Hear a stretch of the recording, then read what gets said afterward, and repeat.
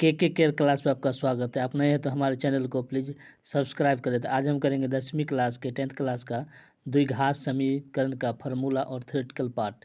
अगले वीडियो में हम क्वेश्चन करेंगे। तो देखिए, ध्यान से देखिए क्या है द्विघात समीकरण।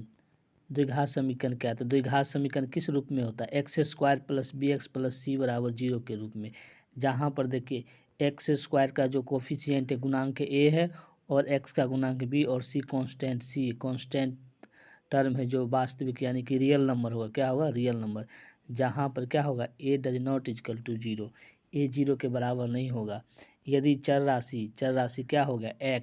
एक्स का यदि घात मैक्सिमम घात कितना 2 होगा तो वह क्या होगा? द्विघात समीकरण होगा। क्या होगा? द्विघात समीकरण होगा। तो जिस चर राशि में क्या घात कितना हो 2 हो वो द्विघात समीकरण होगा। अब देखिए मूलों की प्रकृति। X square plus b x plus c बराबर 0। तो यहाँ एक सूत्र होता है एक्स बराबर minus b plus minus root under b square minus 4ac बटे 2a। यहाँ पर बी स्क्वायर माइनस 4ac का वैल्यू क्या होगा? डी।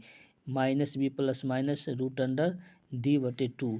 डी बराबर बी स्क्वायर माइनस 4ac होता है। डी बराबर क्या होता है? B square minus 4ac। जहाँ पर डी क्या है? विविक्तिकर या डिस्क्रिमिनांट कहते हैं। क्या कहते हैं? विविक्तिकर या डिस्क्रिमिनांट कहते हैं या विवेचक भी कहते हैं। डी को क्या कहते हैं?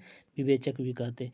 ये अब यहाँ पर देखिए ध्यान दीजिएगा, इसी पर सवाल बनेगा। यदि देखिए डी क्या होगा? 0 से बड़ा, डी ग्रेटर देन 0 हो तो दो जो मूल होगा वो क्या होगा? वास्तविक होगा।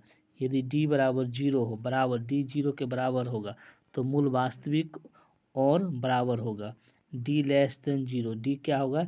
0 से छोटा यानी कि माइनस में यदि वैल्यू होगा तो मूल क्या होगा? वास्तविक नहीं होगा, यानी क्या होगा? काल्पनिक होगा। तो ये थ्योरी पार्ट है तो इसको ध्यान से देखिए।